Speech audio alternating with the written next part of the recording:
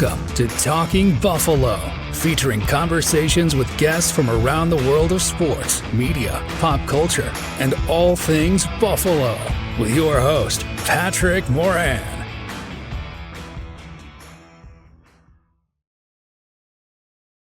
All right, what is going on, everybody? How you doing? Welcome to another episode of Talking Buffalo, your weekday daily driver for Buffalo Sports Talk and more. My name is Patrick Moran. Big thank you to everyone out there, as always, for watching and listening, for following and subscribing. You guys are the best. I appreciate y'all very, very much. You know, it's been so much Bills talk going on with this show for obvious reasons, but it is finally here, man. Buffalo Sabres training camp, which means I am joined right now by one of my favorites, longtime Buffalo's news writer, reporter, columnist, a friend to me, a friend to this show. One of the OGs, man. I had this guy on one of the very, very early episodes all the way back in 2018. Been coming on ever since. My man, Mike Harrington. What's going on, dude? How you doing? Patrick, I'm doing good. And you're right. It's been a long time since we've had hockey season around here. We're finally looking at a Wednesday opening to training camp. I think back that last game, it's over 5 months. When you never make the playoffs and you never play any games that stretch into May, the offseason goes a long time. It does. And we're going to talk about some Sabres training camp today. I'm recording this on Tuesday, dropping this on Thursday. So camp will actually be underway at that point. Before we get into that, though, Mike, how long you been at this now? Like, when did you start? Let's just spend a couple of minutes here kind of going a little bit back to the beginning, man. The Buffalo. This is your life. This is yes. That's kind of what this is a little bit. This is your life. When did you first start at the Buffalo News? And let me ask you this, because, all right, so we're sitting here in the year 2024 now, okay? You are at your home office. I am at mine. We are doing a podcast, video, all the fixings. The media game has just obviously changed so much now from all the way back when you started. Not to make you sound old, man. Sorry if I'm making it come across that way, making you feel that way, but kind of go back to the beginning, man. When did you start at the Buffalo News, and what was at that time? Because this is always fascinating. You know this. What was like working for a newspaper like back in those days?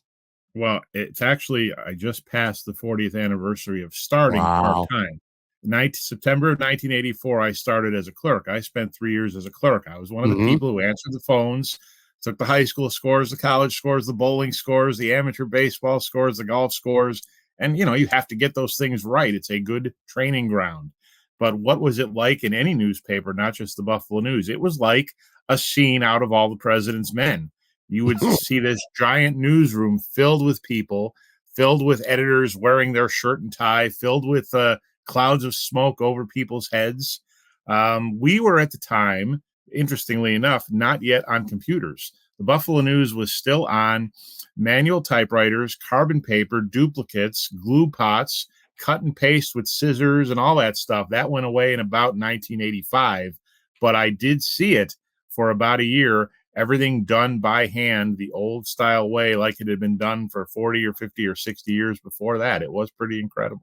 That is, it's wild. And I just think of young people right now and them kind of scratching their heads like, what was it like, you know, back in those days? Here you go. Here's the real story. When a story was done and an editor finished the story, he'd put literally tags on the story, what section, what page, whatever. You'd put it in a tube.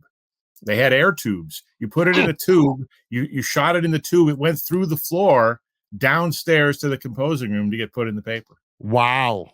I never knew that, actually. That's pretty wild. So I always knew that you started out as a clerk. What did you cover? Now, I remember college basketball with you, you know, in your early days as well. That's where you started. Like you didn't immediately jump on. You haven't been on the Sabres beat the entire time. No. You kind of worked your way up. Got to talk about that a little bit. There's pretty, you know, defined segments here. I did high schools for 5 years. And then starting in 1992, I did colleges, and that lasted 15 years. But starting in 93, I started with the Bisons in baseball, and that continues to this day. And then the Sabres switchover happened starting in the playoffs in 06, and then a little bit of helping in 07 and a little more in the playoffs in 07. And it started for real the 07-08 season. So a lot of people will, when I go to the Stanley Cup final from time to time, will joke I'm the losingest beat writer in the league because I've covered 17 seasons of the Sabres and they've made the playoffs twice in 2010 and 2011. I picked it up right after Drury and Briere left. So the first 2 years I covered it, when the town was crazy for the Sabres, all of a sudden they didn't make the playoffs. And they went a couple times out in the first round, and now here we are since 2011 heading into 2025 without any playoffs. It's pretty wild. You talk about those times like when the Sabres were good, and it was so much fun. I have a son now who's 21 years old, and he's probably been a legitimate Buffalo sports fan. I'd say when you're like 10, 11, 12, that's probably when you first start to really get into sports and start to understand them a little bit, if your team's any good and whatnot. And he's 21 years old. So I look at it as, the Bills for 17 years did not make the playoffs, but that pretty much passed him by since he's been like a legitimate sports fan. He only knows the Bills as being a contender, which is pretty wild to me. And then on the other hand, with hockey, the Sabres were good. There's some Stanley Cups, some really nice runs, but since he's been a fan, the Sabres have stunk literally I don't want to say they've stunk every year. They've come close a couple times. 2 years ago, right. I thought they were pretty good, but he doesn't know what it's like. He's never seen a playoff game, not since he's old enough to remember anyway. It's just wild to be around that age with Buffalo sports right now. Well, and I tell people all the time, the Bills can go to the Super Bowl playing 2 games in Orchard Park and never leaving town. Mm-hmm. And they can be in the Super Bowl. The Sabres, to get to the Stanley Cup final, you could be talking, just to get to the final, you could be talking 21 games over 2 months, basically every other day. There's nothing like a hockey playoff run in terms of the ebbs and flows, the ups and downs. And we haven't lived that now since 2007. I almost don't even count 10 and 11. They were out in the first round. A legitimate long run has not happened here since 2007. And you're right. People under the age of 25 have very little, if any, recollection of that. Yeah. So with no hockey for 5 months, I mean, you're still on Twitter, but I kind of feel like, I'll say this the right way. I feel like maybe, Mike, as we get older, are you getting softer? Are you getting nicer? I kind of don't like that, though. Like you chirp with fans a lot, and it's fun, and I like it. Kind of like hi. I'm not talking like fighting. There's a difference between fighting and chirping. I'm talking about chirping. Fans will say something usually that's ridiculous to you, and you kind of you clap back at them, so to speak. But I feel like the last year or so, you've been getting a little too kind, a little too chummy with people. I don't know if I like that so much, man. I kind of like when you're going back at it. Let's put it this way. I don't necessarily know where that impression comes from. I just think that I do think the one thing is you get less ridiculous comments if the team is a little better. And the team was better 2 years ago. Last year, the team really wasn't as far away as people might think. They only missed the playoffs by 6 or 7 points. It wasn't like they were buried. And so, people basically focused. It was basically a one-trick pony last year. Everything was about the coach. Everything was about the coach. And whether that's right or wrong, and it proved to be right in the end. But everything was about the coach. So there weren't all these crazy takes from hither and yon about all these different things. It was just about the coach. And it was difficult to cover that season because it is not my belief that an 82-game hockey season, every game can be a referendum on the coach. But that's what it became. And Don Granato simply couldn't last anyway if the drought continued. But even just the way things went down with the power play regression, with the bad starts, just too many things went against him that pointed at coaching, right or wrong, and the move had to be made. Yeah, let's start. Actually, a little bit of news. So again, we're recording this Tuesday, and it's going to drop a couple days later. Literally, as we were getting ready to hit record here, Peyton Krebs just signed for 2 years, $1.45 million. I wouldn't say that's shocking by any means, but do you have any in the moment instant reactions? Because again, this happened 5 minutes ago as we record this. Well, the one thing to me, it's, we're taping this on September 17th. Okay. What took so long? It's Peyton Krebs. We're not negotiating a mega deal like Detroit's trying to get through. They just signed Lucas Raymond. They're trying to sign Mort Seider. It's not a mega deal. It's Peyton Krebs. right now, if you chart this team out, it's hard to find where Peyton Krebs is going to play in this lineup. Yeah. So, there's a lot of rumors still that Peyton Krebs is a tradable guy, that other teams want him, and I believe that. There's a lot of pedigree there as a former first-round pick. So let's see if Peyton Krebs is actually on the team. Let's see if the contract signing actually facilitates a trade of Peyton Krebs now that other teams know how much it's going to cost them for how long. That's a good point. Let's start with the obvious here. How much pressure is on Kevyn Adams to make the playoffs this season? They fired Granato after last year. I don't know if that was a surprise or not. I don't think a lot of people thought he was going to get fired until the end of the season, and then it started becoming, a real possibility. But anyway, he does. And now you bring in Lindy Ruff. It feels like he's at the end of the line with other people, being, not that he's pointing the finger at anybody else besides himself. That's not what I'm saying, but it's kind of like any built-in excuse he could have for this team underachieving or not getting into the playoffs. It feels like with hiring Lindy Ruff, a veteran coach, feels like that kind of evaporated. Does this, in your mind, is this a you better make the playoffs or you're probably not going to be the GM of the Buffalo Sabres 12 months from now type deal? Does it feel that way to you? It might be, because I felt the Sabres had a quick trigger with their GMs. I thought they fired Tim Murray a year early. I thought they fired Jason Botterill a year early. You really need to give a GM 3 or 4 years, in my mind. Well, this is number 5 for Kevyn Adams. And Wow. he has been given the time he needs. He has the draft picks he made. He has the trade products that he's made. There's no reason why this team can't get to the playoffs. There's a lot of hard competition in the East. They underachieved last year. Let's not forget, they underachieved. And underachieving still was 84 points and 6 or 7 points out, whatever it was. That should have been a playoff season last year. The East was not very good at the bottom. The Washington Capitals were terrible. They made it. The Sabres, punked them twice near the end of the year. The Sabres had a plus goal differential last year, Pat. Just things conspired against them. Some bad decisions were made, some bad schemes, especially in the power play.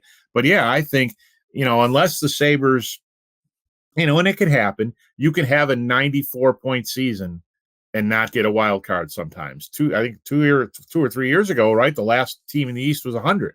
Yeah. So if the Sabres get 96 points, 94 points, and miss the playoffs, does Kevyn Adams get fired? Probably not. If the Sabres get 82 to 84 points and miss the playoffs, does Kevyn Adams get fired? Absolutely. He needs to not 100% make the playoffs. He needs to 100% have a good season, and then we'll see about the playoffs. Again, if think about it, what would your reaction be if they had 95 points and missed? I don't think I would fire him. If they have 95 points, I don't know how you could. I mean, you're a good team at 95 points, and you're just in a really tough conference. Right. You're not making the playoffs there. And that's happened. That happens to teams sometimes. So you have to kind of look at the entire picture of how the team looks, how the team plays, how players progress, and then look at the standings and then make your decision. It's not automatic. It's automatic if he ends up at 82 or 83 points. Yeah. Sure. So last time we talked, well, I should say at least last time we talked on this show, I believe it was like mid-March or something. It was before the end of the season, but the season was winding down. It was obvious the Sabres were going to make the playoffs again. And it was becoming realistic that Granato could end up getting fired. And we were talking about, expressing the frustration that the owner continues to not talk. I remember that conversation. Well, the owner continues to not talk, but he did pull the trigger and he fired Granato. Are you surprised that he did that? Now he ate some money, he had an extension, I believe. The extension didn't even kick in yet before he fired him. I feel like if nothing else, that does show you that he's not afraid to eat some money to fire a coach if he's not getting the job done. But now, that was quite a while ago. You've had plenty of time to think on it. Camp's literally starting. But are you surprised the way things played out that Granato didn't get another year and that he got fired? Or was that kind of something that by the time the season was over, you were fully expecting it? Yeah, you had to do that at that point. I think no one thought going into last season or that there was going to be any discussion of the coach's job status. We knew he had an extension. And then you had that disaster in December against Columbus where you lose at home 9-4. And you're like, is this guy going to make it? I really think if the Leafs game 2 nights later had gone badly, he might not have made it to Christmas. But those players did respond. They did rally. There were some better times in the second half, but by the end of the year, Pat, you just could not keep him. You had seen the power play failures all year. You had seen the first period failures all year. The home game against Ottawa was a tremendous tipping point for me. I was not a big believer in firing the coach because that's all this team does is fire coaches and GMs. But I did start turning around. I'll tell you when I started turning around in Granato. It was before the Ottawa game. I started turning around in Granato the day the Devils fired Lindy Ruff. Because one of the things I always said to myself, okay, if you fire Granato, who are you going to get to coach this team? Who's going to want to coach this team?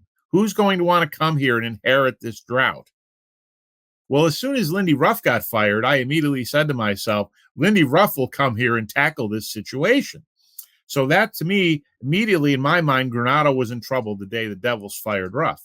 And then things went badly at the end. The Ottawa game, I said to myself, like I said earlier, was just a tremendous tipping point. And you just had the sense that the momentum was building. And let's be honest here. It's well known by those of us who've been around. Terry Pegula regretted not firing Ruff in 2013. He regretted the way it went down. It went down very poorly. It was not a classy way to do things, to let the man get shredded after the game against Winnipeg, then run practice the next day, do press conferences, do meetings with high school kids, and then have Darcy go to his house and fire him before he gets on the bus to go to Toronto.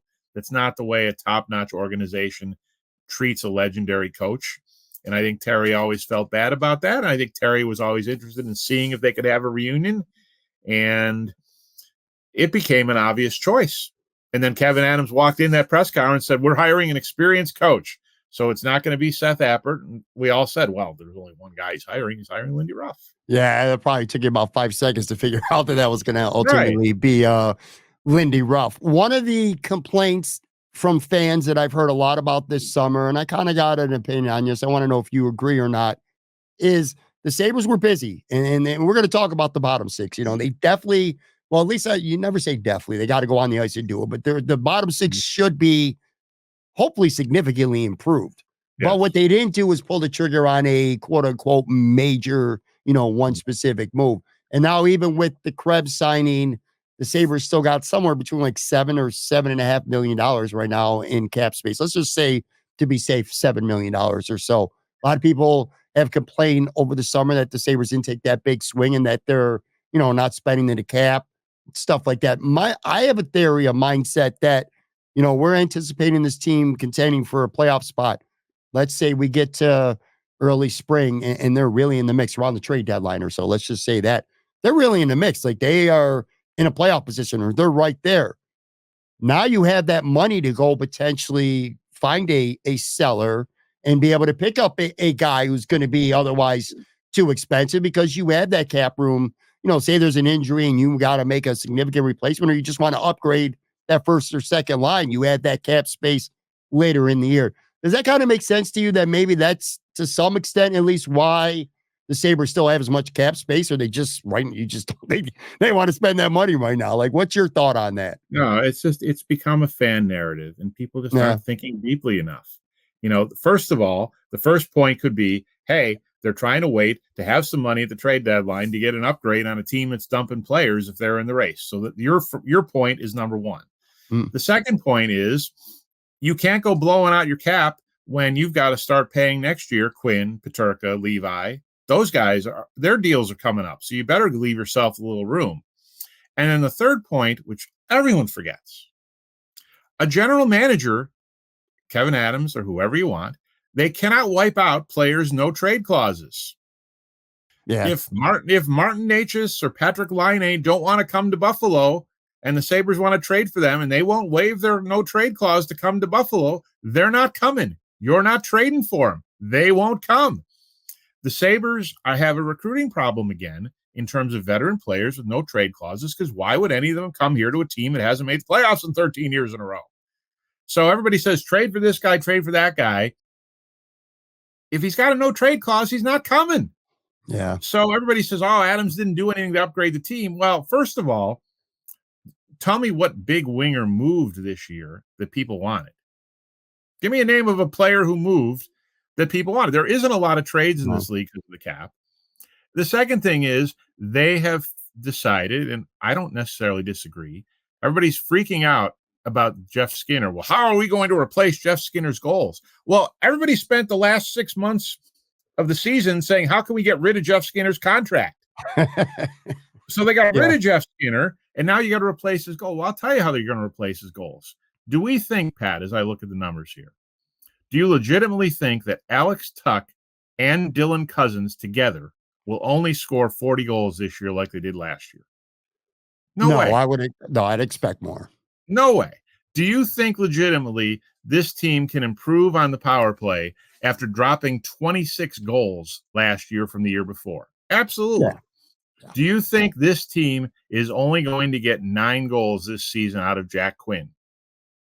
It was a health thing last year. He scored 9 goals. You know, how many goals, assuming he can make the team and play 40, 50 games in the NHL, how many goals might Jiri Kulich score from this team? Yeah, it's a guy in that prospect tournament who looked pretty darn good. So everybody's freaking out about Skinner's 24 goals. First of all, to me, they're easily replaceable. Second of all, it's very simple. If Lindy Ruff wanted Jeff Skinner on the team, he'd still be on the team. He'd still be here. He'd still be here because the buyout was onerous, not this year, but in a couple of years going forward, the buyout is onerous. Lindy Ruff wanted Jeff Skinner, he'd still be here. Lindy Ruff had the same opinion of Jeff Skinner that Rod Brindamore did. Get him out of here. And that's why they got rid of Jeff Skinner. He's not a winning player. I know he's going to make the playoffs now in Edmonton and all that. It's not going to be because of him. When you're the only player, and I've said this before, you're the only player in the history of the league to never make the playoffs and play 1,000 games. That's on you. That's not my team's always stunk for my 14-year career. That's on you. Yeah, it really is too. I'll tell you what, I'm going to take let me take a real quick break, come back on the other side. I want to start getting into a couple, or at least potential camp storylines anyway. So we'll be right back.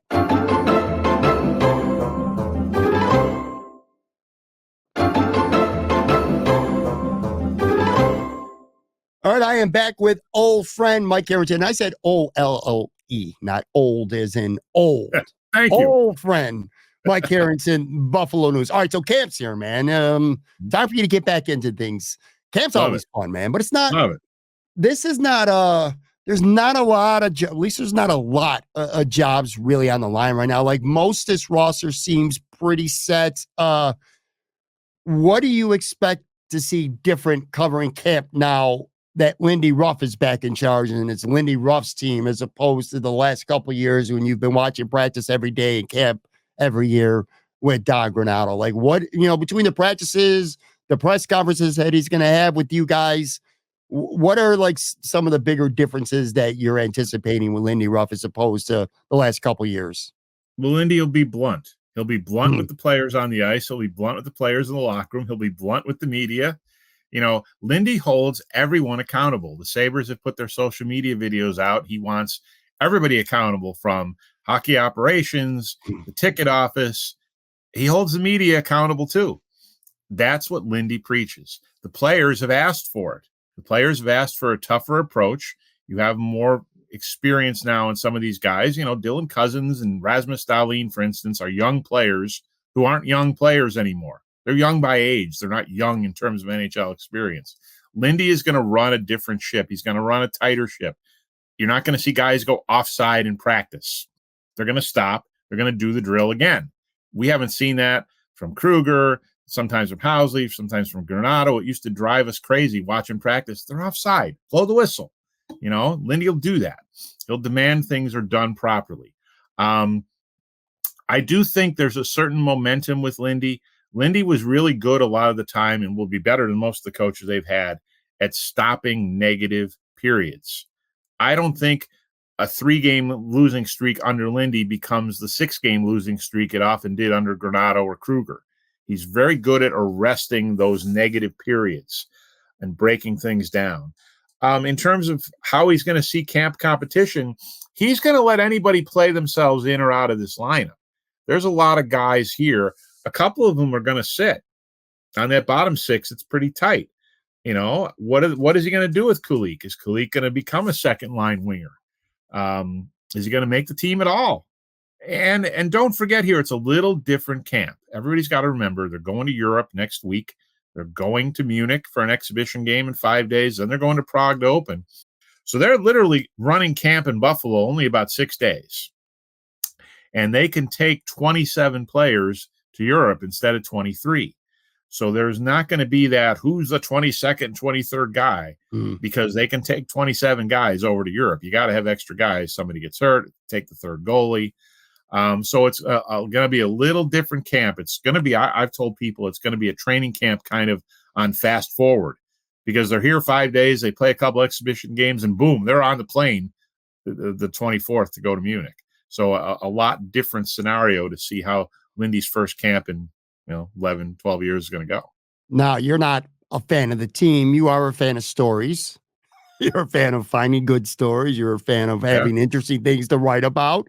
And you're a fan, I'm sure, of covering interesting players and interesting coaches as a media person, as I would assume.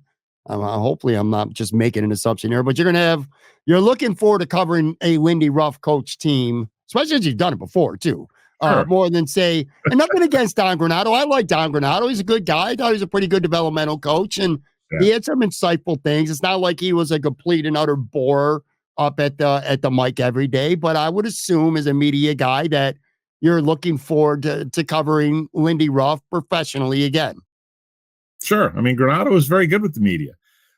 Sometimes, Granato was almost too good with the media. There were days where you don't need him standing there 10 or 12 minutes. He might have been better suited not saying as much at times. Strike me down for saying that, right? But there'll be days Lindy will be at 3 minutes and he'll be out of there. I'm done with you guys today.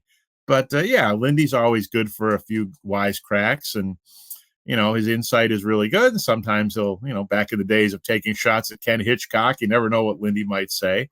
But I've said this before to other people, Pat. It's really interesting. This is a super interesting team. No matter who is going to be the coach this year, this is a super interesting team for a team that never makes playoffs. But now they've started to acquire some guys. Let's not forget, Tuck went to a Stanley Cup final. Byram won a Stanley Cup. McLeod just got traded from Edmonton. He was in Game 7 of the Stanley Cup final 3 months ago. Dahlin's going to be playing his 500th game this year, barring injury. There's some experience starting to build on this club. They got to do it on the ice, but the storylines are interesting. The players are interesting. The talent is there. You're going to get wowed by the talent from time to time. There's going to be plays during games. We know what Thompson can do. We know what Dahlin can do. You're just going to have to see how it comes together. They have to figure this out. Ruff loves goaltenders. He loves riding goaltenders. He's not going to ride Luukkonen like he rode Miller or Hasek, but he loves having Luukkonen as a number one guy, and we'll see what happens with Levi. And Levi, to me, is super interesting to see what they do with him this year. When it comes to UPL, like, what's your level of confidence that what we saw last year is sustainable and that it's not an anomaly? He's had some injury issues before. He's consistency issues before, but he was really good last year. 2.57 goals against, .910 save percentage. 54 games he played in last year. Ideally, you would think does that sound about right again? Like 55 games or so you want to get out of UPL. And obviously a big part of whether the Sabres make the playoffs or not. We could talk about the goal scoring and all that a lot. The defense got to get goaltending too. Right. I thought UPL was up to the task last year. Just too often other elements of the Sabres game wasn't. But what's your level of confidence right now with UPL is your number 1 or 1A, whatever you want to call him, goaltender? I'm fine with him being my 50 to 54 game goalie this year. I think he'll be fine. I think last year is what he is. I think that is sustainable. I think, when you look back to last year, one of the biggest problems, Pat, we can number crunch things from last year. Do you know they didn't start UPL in a game last year until Game 7? No, I didn't know that. Wow. They just That's didn't read their goaltenders right at all coming out of camp. He was okay in camp, but he was getting ready for the season. They ran Levi out there 4 straight, got him hurt. Then they started playing Comrie. I mean, you ran UPL out there not till game 7. You played Comrie. What did Comrie do? He had like 2 wins in 11 starts or 12 starts. So the goaltending really, it's not talked about enough. The goaltending problem, especially early, and they didn't ferret it out properly, really hurt the team point-wise toward the end. I think UPL's a key guy here. He obviously has to be good, but I think he can be just as good as last year, and they'll be in fine shape. And then we see what they do with Levi. Does Levi, after the European trip, does he have a good camp? Does he stay? I think they want him to stay, but, is it better for Levi to play 55 games in Rochester or 30 to 35 in Buffalo? I don't know. We're going to have to see how he looks. Yeah, I was going to ask you that. Is there like a potential number 2 goalie battle brewing between maybe Levi and Reimer? Like, say if Levi's not that sharp in, over the next handful of weeks, is it there for the taking for him to go to Rochester and maybe Reimer to be the number 2 to start the season? Well, and that's the thing is you look at it. I mean, James Reimer hasn't played in the AHL in a decade.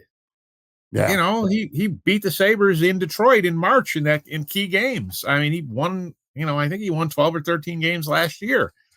He's in his 30s. He's not here to go to Rochester. So I didn't totally understand that signing to begin with. It almost struck me that was a hedge for Levi. Well, we could run Levi down to Rochester again, get him another 40 games, especially if it doesn't look great, but we need to make the playoffs. So we need to have a veteran behind Luukkonen. So it was an interesting signing, but again, one problem, not a problem, but it's just an issue.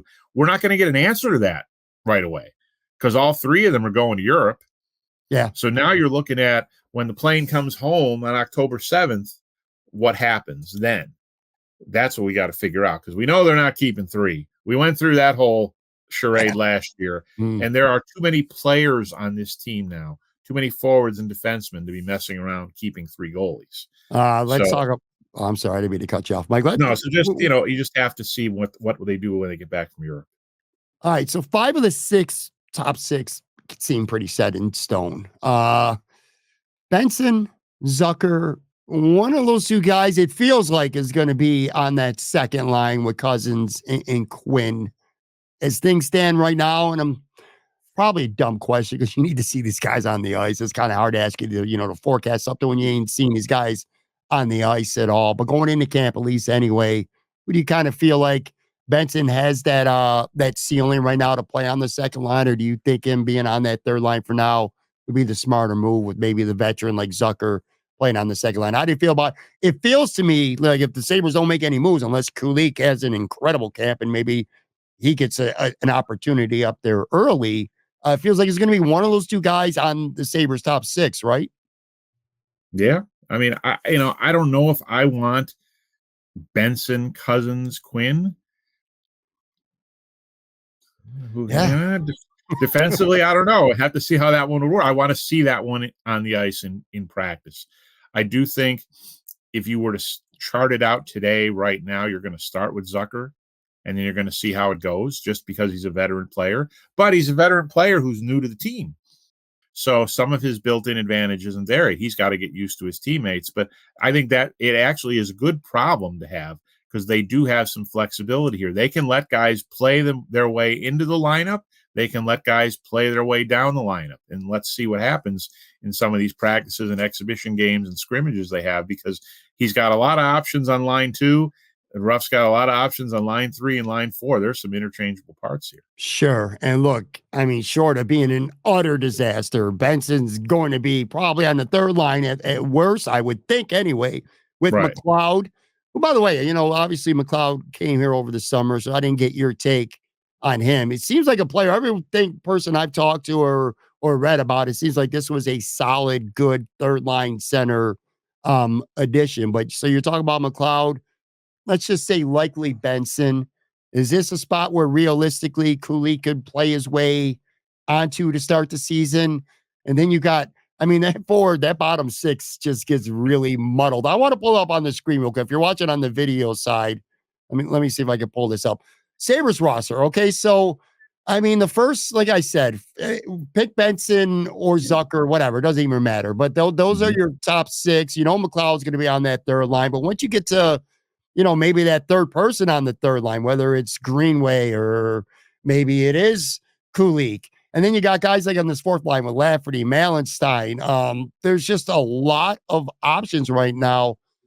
Kulich making this roster as I look at it, I mean, even if you don't count those bottom four guys, and now you had Krebs, that's 13 forwards without him. This is going to be an interesting camp when it comes to that bottom six. It really is. Like, that's probably what you're going to have your eyes on the most, like where there's the most uncertainty right now with this team, because a lot of other things seem pretty set, but not that.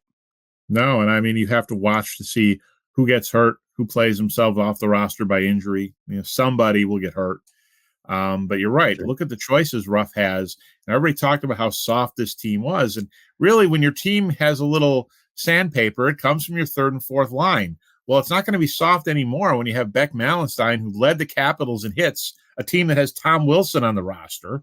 When you have a guy like Sam Lafferty who can move the puck and go to the net, when you have a guy like Nicholas Aube-Kubel who won a Stanley Cup in Colorado and who can really, really skate. And to me, that's why the Peyton Krebs signing is interesting too, because you're trying to figure out, well, is he your fourth line center? Well, I guess at 2 years and $1.45 million per, he is. So, maybe Lafferty goes off to the wing, but there's multiple guys here. Somebody's going to have to sit. Maybe somebody gets hurt. It's going to be really, really hard to find a path to put Kulich on this club to start the year, unless he just blows the doors off training camp like he blew the doors off the prospect tournament. They may have no choice. But, yeah, they have legitimate depth and legitimate options now on their forward group they haven't had in a long time. It feels really far-fetched. I remember when he was drafted, at least anyway, Lanius talked about, potentially could he make this team as a rookie. Looking at that roster right now, that path it feels really, really narrow. Yeah, he's not making it. Having said that, I don't think he can make the team through no fault of his. He looked terrific in the prospect camp. He played against men in Finland, and it does come back to the draft is weird. Teams get on a run, teams panic. There's a panic run on defensemen or this and that. How in the world did the Sabres go Benson, Hellenius in back-to-back years?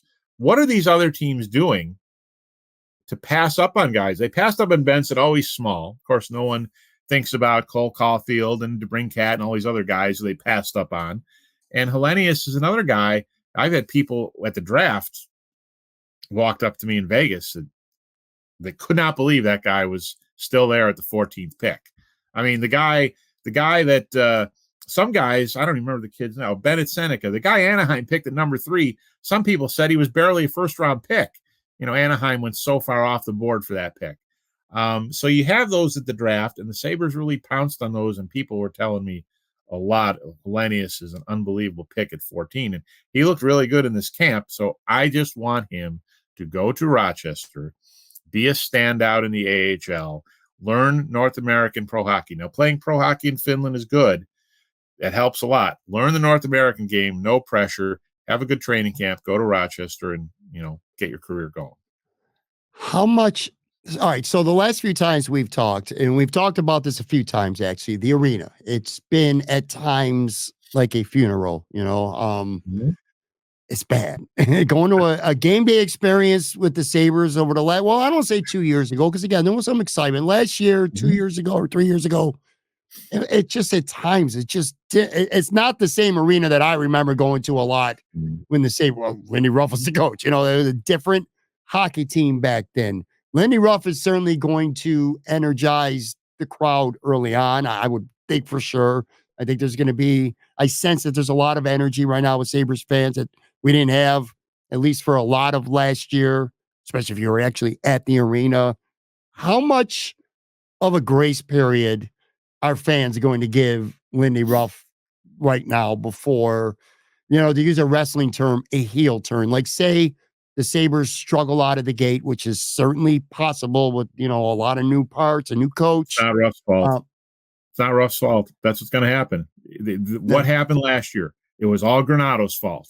Yeah. If they're bad at the start of this year, what's it going to be? It's going to be all Adams' fault. It's not going to be Ruff's fault. It's going to be all the GM's fault. That's just, there has to be a scapegoat. Fans have a scapegoat. You see it in every city, in every sport. The Yankees fans are all over Aaron Boone, and you can see what his record is. He's one of the top teams in the league, and Aaron Boone stinks. Everybody has a scapegoat. The Sabres scapegoat this year is going to be Kevyn Adams. And let me tell you, it's an arena that has had a bad atmosphere because the team hasn't played well at home. The team's played much better on the road. And the biggest thing that happened last year, the atmosphere was dead in the building. Why? Because they were constantly falling behind 2-0 at home. Every time out. Score first, get a lead. They didn't do that enough. They were chasing games at home. I would go on these road trips, Pat. It was like watching a different team. Where is this team? Why can't this team ever show up at home? It was, to me, the biggest annoyance of the entire season. And that's why the atmosphere, there are a lot of different reasons. The biggest reason the atmosphere stunk was the fans had all the life sucked out of them when they're down 2-0 11 minutes into the game. Yeah. Stop doing that. You even Luukkonen, you look at the stats, you can break down the stats. The Sabres goalies had a save percentage of .881 in the first period last year. They just never got saves in the first period. I don't know what it was, and people blame the coach. And, it's not like Granato did the same thing over and over again. Sometimes they didn't have a morning skate. Sometimes they practiced hard the day before. Sometimes it's just the players have to be better, and they weren't. Yeah. They weren't good enough last year. Cozens wasn't good enough. Tuck wasn't good enough. Different guys weren't good enough. But the building will be different this year with Ruff. It'll be different with the scoreboard. And I've been a big scoreboard guy. I've been to every building in the league. It completely changes the dynamic of a building. Go to Detroit, see how different their new building is. Go to Pittsburgh and San Jose, see how different their buildings, which were already good, were with a new scoreboard. People are not going to believe the difference, how much it can change the fan experience at the game. And, we had one of the 2 or 3 worst scoreboards in the league. And it's a big deal in a hockey arena. It's much more important than at a football stadium. That center hung scoreboard in a hockey arena is the center of the experience. And it hasn't been here. That'll help. The biggest thing that'll help, just win. Channel your inner Al Davis. Just win, baby. That will make the beer colder. There's a lot of problems. I get it. The seats are broken. They know all this stuff. It's a multi-pronged approach. Nothing works. They could have a shiny new place with 20,000 new seats and new premium areas and all these things you and I could suggest they put in that arena. If the team's terrible and doesn't make the playoffs, no one's going to be happy. Yeah, that's a great point. 2 more things here, and I'm going to let you go. One of them is not really a question, but I'd like to get your thoughts on this too. We could talk about the bottom 6. I know a lot of people talking about, well, this is going to be a Lindy Ruff team. They're going to be tougher to play against, which hopefully will be true, playing tougher along the boards, in front of the net, more compete, more accountability, which I thought this team badly lacked, especially near the end of the season. Locker room clean out. I was kind of borderline appalled by the tone from some of the players. It just felt like that Don Granato was getting tossed a little bit under the bus. But anyway, we kind of know that. But ultimately, I think the success of this team this year is going to be if Lindy Ruff can get out of the young, talented core what they were 2 years ago. Like Tage Thompson, can you get Tage Thompson from 2 years ago? Can you get Alex Tuck from 2 years ago? Like Tage Thompson only had 29 goals, I think, last year. He had 47 the year before. Yeah. Tuck had 36 goals 2 years ago and just 22 last year. Dylan Cozens, man, 31 goals 2 years ago, dropped down to 18 last year. So can you get those guys back to where they were 2 years ago? And then say a guy like J.J. Peterka, who took a big step last year. He went from like 12 to 28 goals. Can you do that with Zach Benson? Can Zach Benson go from 11 goals to 20, 21 goals, something like that? Like, do you feel like that ultimately the success of the Sabres is going to be, can Lindy Ruff get the most out of his best players? Sure. I mean, and you know what? Paul Hamilton and I have had this conversation amongst ourselves. Look at the last 2 years. The last 2 seasons, one of them is this team. One of them is an outlier. So now we're on the 3rd year. We're going to find out this year which season was the fluke and which season was the real Sabres. Yeah. I think the real Sabres is closer to 2 years ago than last year. They have to prove that to me, that last year is not who they are. If we have a season like that again, we'll know that 2 years ago was the fluke. I think they're the team we saw 2 years ago. I think there were injury issues. I think there were, just schematic issues. You've got to come up with something else to do on the power play other than feed Thompson for one-timers, because everybody figured that out. The whole world knew that's what you were doing. That's why your power play, among reasons, stunk. So they need to find the team from 2 years ago. The individuals need to play to that level, and they need to have the belief that that's what they are. Because I don't think they're what we saw last year. There were a lot of things going on there that conspired against them, and get back to that level. But we're going to know after the end of this year, I think, which team is real and which one wasn't.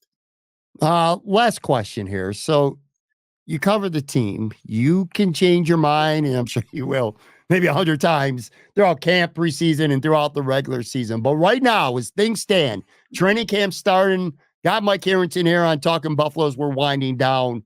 What percentage would you put the Sabres ending what is tied right now with the New York Jets for the longest streak in all of major professional sports, which, by the way, the Jets look like they're going to be very much into the mix. So I don't want to, oh God, don't let me see a scenario where the Jets make the playoffs and the Sabres don't. So the Sabres hold that all to themselves. But what percentage right now would you put the Sabres finally ending this drought? Taking all things into consideration. Well, first of all, don't forget, if the Jets make the playoffs this year, it's going to be in January. So the Sabres are going to have that mantle at least till April of the team with the longest drought. I think it's about right now, you'd have to push me to the wall. I'd say only about 30 to 40%. And some of that is because, look, which team is going to take a step back? We've been waiting for the Boston Bruins to take a step back for a while. They haven't. Now Tampa's starting to take a step back. And look at what Florida's become, a 2-time finalist now. You could look at a scenario in the Eastern Conference where Florida, Boston, Toronto, Tampa, the Rangers, and Carolina are all playoff teams. And if one of those 6 didn't make it, it would be a surprise. So essentially, the Sabres are playing for one of 2 spots. That's a hard position to be in when you've got Detroit essentially the same spot as the Sabres, Ottawa thinking they can be in the same spot as the Sabres. Where are the Islanders? Where are the Pittsburgh Penguins, who, by the way, have Hall of Famers on their team? Where are the Flyers? Are they coming up? Are the Devils going to respond under Sheldon Keefe? What happens to the Capitals? I think they're taking a step back. You look at it last year. The Capitals are minus 37, and they made the playoffs. The Sabres had a +2 goal differential and didn't. So that's, to me, the biggest issue. I think the Sabres are playing for one of 2 spots. That's a hard ask. It is. It really is. Well, I'll tell you what, I'm really looking forward, starting now with camp going, to see how things unwind. Make sure you follow Mike on Twitter. Kind of get him going. If the Sabres stink, let him know, because sometimes I get bored and I want to see Mike chirp with fans a little bit more. But follow Mike on Twitter. And by the way, in all seriousness, yourself, Lance Lozowski, there's nobody better at covering this team in the Buffalo News. And I truly, man, I'm not just saying that because you're on the show. I truly feel that way. You guys do an incredible job of covering the Sabres, and I'm looking forward very much to your coverage as well again this year. Pat, I appreciate that very much. Thanks for having me on. Yeah, it's a great thing to cover. I wish I had a chance to cover more playoff games here, but this is year, what is it now, 17? And I always tell people, if I don't want to fly middle seat to Edmonton, I know it's time to go, and I'd fly middle seat to Edmonton tomorrow if that was on the schedule. So let's go. I love that analogy. All right, guys, I'll be back with a brand new show. Anthony Marino is going to join me. Bills Jaguars preview coming up tomorrow. Talk to you guys then.